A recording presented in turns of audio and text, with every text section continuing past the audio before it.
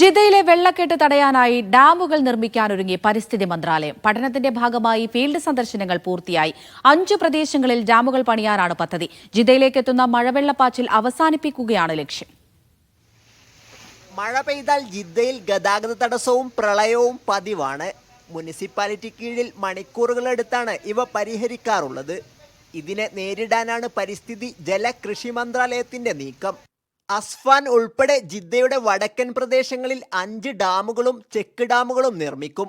പഠനത്തിന്റെ ഭാഗമായി മന്ത്രാലയത്തിന് കീഴിൽ ഫീൽഡ് സന്ദർശനങ്ങൾ ഇതിനകം പൂർത്തിയാക്കി.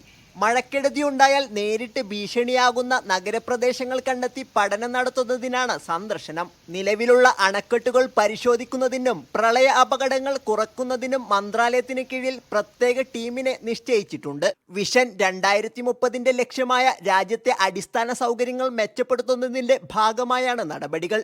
Sabith Saleem, media 1, Jeddah.